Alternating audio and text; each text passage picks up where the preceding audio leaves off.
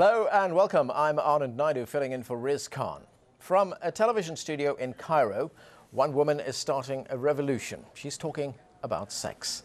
In a society where open discussion like this is largely taboo, Dr. Kotb's Egyptian television show The Big Talk is frank and forthright. Trained as a surgeon and now a licensed sex therapist, once a week Dr. Kotb takes phone-in questions from the public about their sex problems, and she dispenses advice on a wide range of issues like masturbation and even what she thinks are the best sexual positions.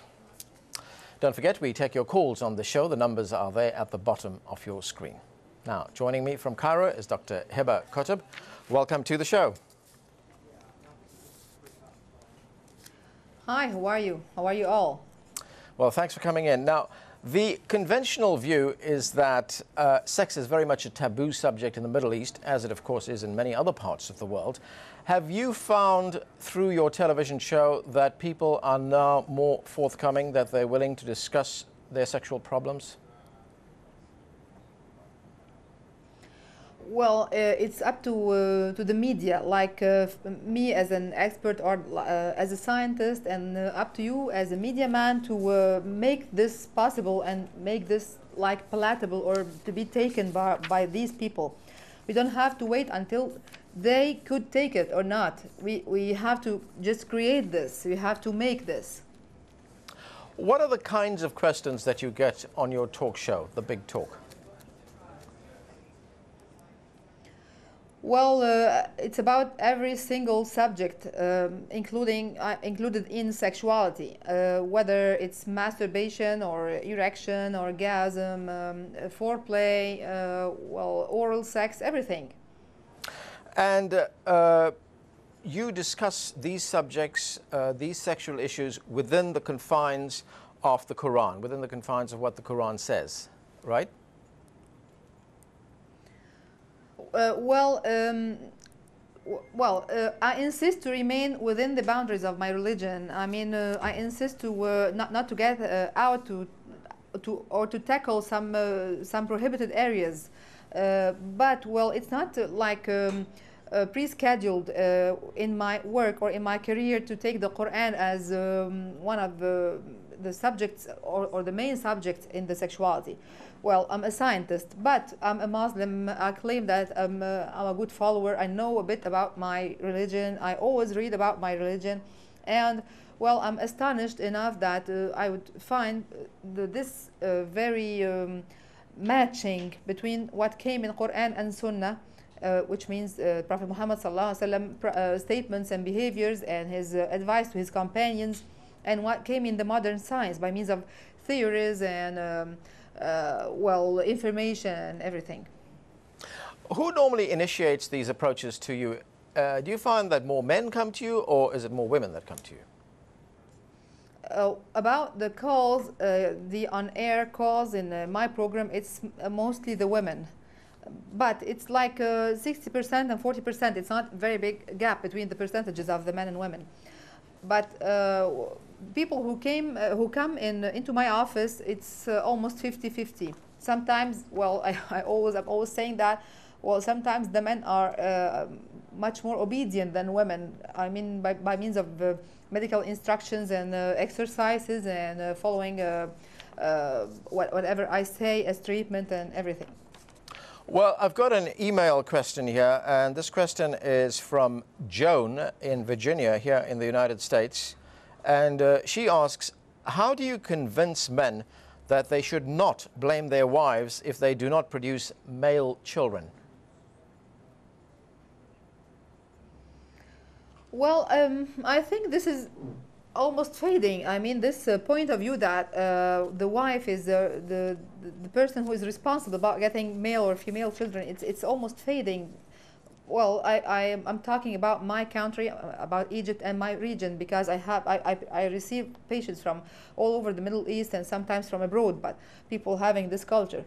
Well, throughout my career, which is now like 5 or 6 years old, I never saw something like this. Maybe in Nigeria, maybe in deeper areas in Africa, but here, well, within my work, no, I've never been confronted with something like this.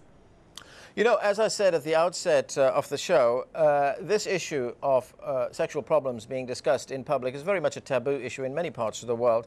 Have there been any opposition to what you're doing in the Arab world? Well, of course, yes. Well, throughout history, you couldn't find total agreement about anything and about anyone.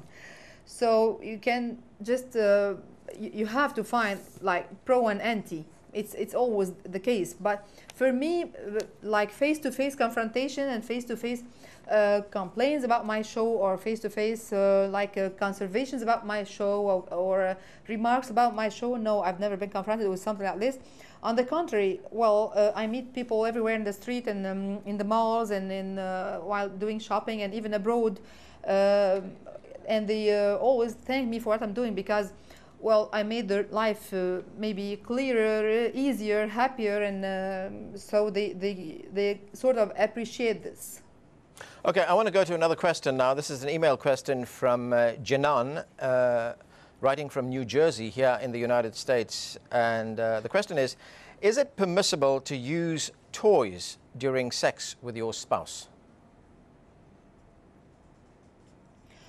Well, this has to be asked to some religious men or sheikhs or imams, but for me, I couldn't say this is haram or this is halal. I mean, this is forbidden or prohibited religiously or not. It's not my job. But, well, scientifically speaking, it depends upon what this toy is and your complaint is as couples, and maybe it could help, maybe it could not, and maybe it's harmful. I mean, maybe the outcome is more negative than the actual case. How did you become a television sex therapist? What was the path to that? Well, it came like in steps. When I started my career, this sort of attracted the media or the journalism and let's say the press to write about what I'm doing, because it's the first time in the Middle East, in the area, in my country, in my culture in general. And when the magazines and the newspapers started to write about what my career, my job, and what I'm doing to instruct people how to live a happier sex life and all this stuff, I began to be like usual guest in different shows like I am now. From this, I was known to be speaking about sexuality. I claim always within a respectful frame and using certain scientific words and not getting beyond the accepted boundaries. And well, this triggered something in the media that I was invited to make my own show. And this was like 3 years ago via several channels. I mean, I had offers from several satellite channels, Arabic channels. But, well, we didn't reach an agreement for both of us. I mean, something which both of us like or love, until I got this opportunity with Al Mahwar channel, which is an Egyptian private satellite television, and I began my own show. It's called Big Talk. It's quite an Egyptian expression, so it could be not very clear to the English speakers, but it's called, well, it means like it's very interesting talk. The first episode was emitted on August 19th, 2006. And I have made 11 episodes, well, for now I've made other episodes with other name. Well, I'm not allowed to say it right now because it's not yet emitted. And well, one thing led to another. Okay, we have a caller to the show right now. It's Cyrus from Arizona. He wants to talk with you. Go ahead with your call, Cyrus. Now, my question to the lady, to the brave lady that I see on the television, is that first of all, I commend her courage that in the world where there are lots of fanatics, she started such a useful program for the people. But then my question comes like this. When you have started this, do you receive many dirty calls from fanatics who exist in the society around those countries. This is one. And secondly, is the scarf she's using to be shown on the television is a symbol of her existence, or she could appear with hair showing? That's it. Thank you. Well, you know, the control rooms is making like a filtering for the calls, and thanks God, well, we here in the Middle East as culture, we don't have this sort of calls, and we have never been confronted with something like this on air. Despite I had most of my episodes, they were live on air. About the second question, well, about appearing on TV with my scarf over my head, well. It's always the case. This means, yeah, I show up in the street with my scarf. I show up on TV with my scarf, and it's up to me. I mean, it's my own decision to get veiled, and this is a sort of religious degree. This means that, well, I don't show here without the scarf and there with the scarf. No, it's sort of, well, I'm always wearing as I am, like this, everywhere, and well, in every place, and at every time. We have another caller on the line. This is Kareem. He's calling from right here in Washington, D.C. Kareem, go ahead with your call. Yeah, I just would like to take a minute of the lady's precious time and say that I envy her, and we should have, you know, programs like these among the Muslim community more often. And I just want to thank you and thank her for her being on the TV. Well, thank you, Kareem. Thanks for calling. And there was more of a comment than a question from Kareem over there. Dr. Kotb, I want to continue now and ask you, what about the issue of gay sex? Do you get calls from gay couples or from homosexuals in connection with their sexual problems? Well, yeah, I do receive homosexual patients. It's, well, I call them patients because I do claim, and I'm positive what I'm saying as an expert and as a scientist and as a physician, very basically, that the homosexuals are just following like a bad habit. And they are, it's just like those who are taking drugs, and those who are alcoholics, and those who are smoking, or I mean who are addicts to smoking, and well, whatever.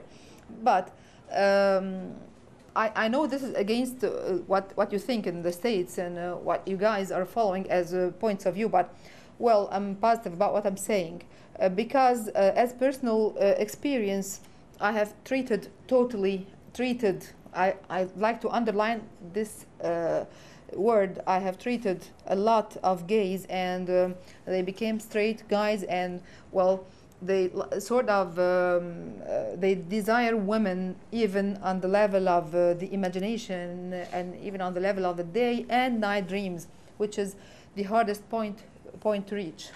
But those gays who are like fantasizing what they are doing, and who are enjoying what they are doing, well, they are not patients because they don't come into my office to get treated. Okay, I want to get in a quick caller here. This is Peter calling from Dublin. Peter, go ahead with your question. Yes, first of all, I would like to congratulate this lady for being so brave, and we need more of people like her in the world.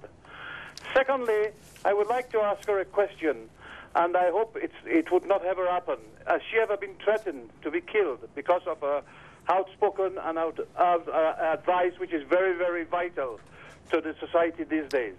Well, no. Believe it or not, well, I was expecting much more problems than those I've been confronted with, actually.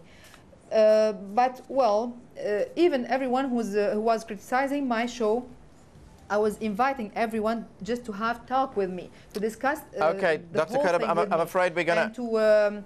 I'm afraid we're going to have to leave it there. Thank you very much for joining us. Thanks for being with us. On tomorrow's show, we look at U.S. policy in Iraq. We talk to Dr. Ali Alawi, an insider who headed 3 different ministries since the invasion in 2003. He'll talk about his new book, The Occupation of Iraq, Winning the War, Losing the Peace. Don't forget, if you have any thoughts about pressing issues around the world, send your emails to riz@aljazeera.net. See you next time. Street Talk is next.